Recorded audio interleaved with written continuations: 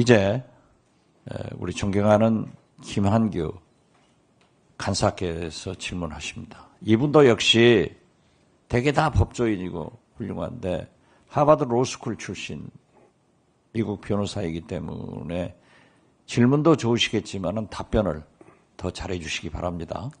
김한규 의원님. 네, 후보자님. 헌법 103조를 보면 법관은 헌법과 법률에 따라 그 양심에 따라 독립하여 심판한다라고 돼 있습니다. 근데 헌법재판관에 대해서는 헌법에 규정이 없어요. 네. 뭐 동일하겠죠?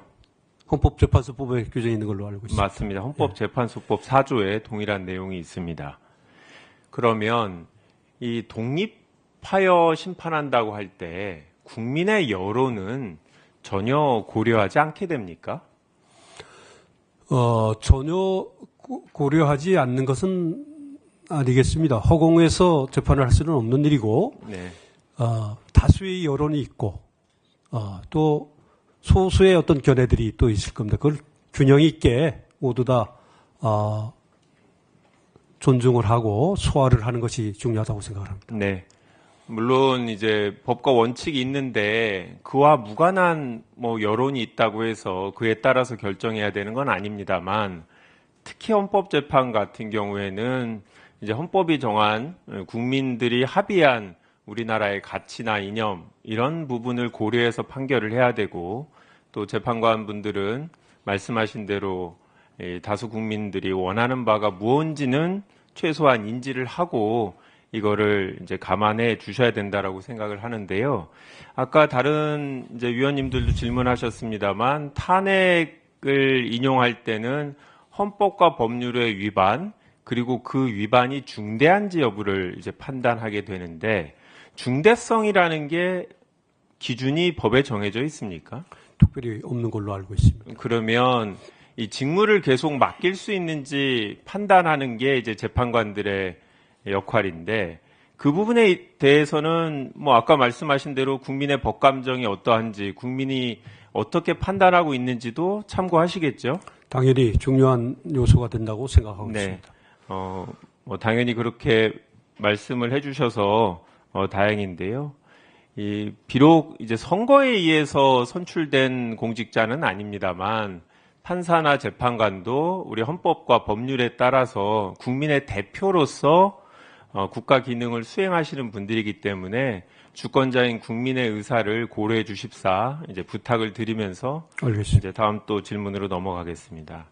이제 헌법 111조에는 헌법재판관 구성에 대해서 나와 있습니다. 국회가 세 분의 후보자를 추천할 수 있게 되고, 대법원장이 세 분을 지명하고 전체 9명을 대통령이 임명할 수 있도록 되어 있습니다. 그런데 헌법에 대통령이 임명한다라고 되어 있고 구체적인 내용이 없는데, 국회가 추천한 세 분 또는 대법원장이 지명한 세 분에 대해서 대통령이 임명하지 않을 수 있는 그런 내용이 헌법에 규정되어 있습니까?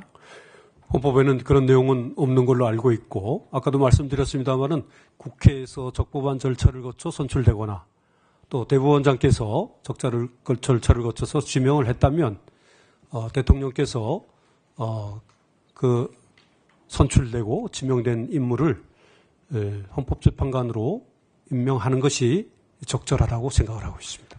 그러면 과거에 이렇게 대법원장이 지명하거나 국회가 선출한 후보자를 대통령이 임명하지 않은 그런 선례가 있습니까? 전례는 없는 걸로 알고 있습니다. 헌법상 대통령 권한 대행의 업무 범위 아니면 권한 범위에 대해서 정해진 바가 있습니까? 특별히 없는 것을 알고 있습니다. 그러면 해석상 현상 유지 수준으로 해야 되는지 아니면 아무런 제한이 없이 할 수 있는지라는 논의가 있습니다만, 헌법재판관 임명을 할 수 없다, 이런 문헌이나 아니면 선례가 있습니까? 그런 것은 없는 것으로. 그러면 후보자 개인의 생각으로는 헌법재판관을 국회가 선출하거나 대법원장이 지명하면 대통령 권한대행은 임명하는 게 맞다라고 생각하십니까? 일반적으로 그렇게 하는 것이 적절하다고 생각을 하고 있습니다. 그러면 법에는 헌법에는 임명한다라고 되어 있습니다. 임명할 수 있다라고 되어 있지 않는데 만약에 임명하지 않으면 그건 헌법에 위반한 겁니까?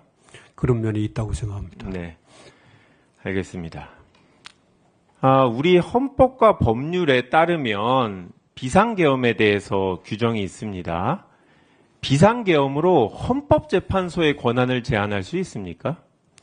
그럴 수는 없는 걸로 알고 있습니다. 왜 없습니까? 규정이 명확하지 없기 때문입니다.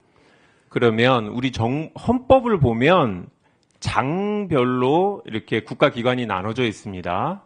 정부가 4장이고 법원이 5장입니다. 국회는 3장이고 헌법재판소는 6장입니다.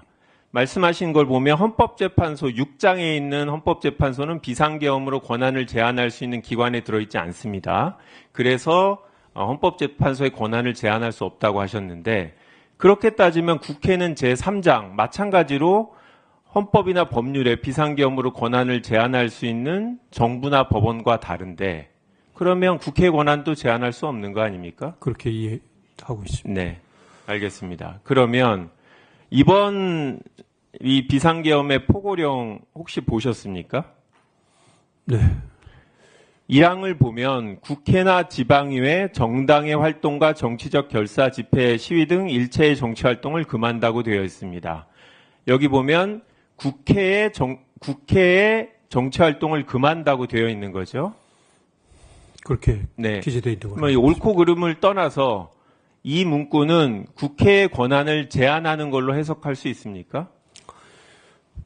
문헌 자체는 그런 네. 의미로 이해되고 있습니다. 그렇다고 하면 추후 관련 사건을 검토할 때 아까 말씀하신 대로 헌법에 국회나 헌법재판소의 권한을 제한할 수 없도록 되어 있고 이 포고령에는 제1항에서 국회의 권한을 제한하고 있기 때문에 비상계엄이 헌법에 따라서 적법하게 내려진 것인지 판단하는데 이 부분을 고려하실 수 있도록 이제 부탁을 드립니다.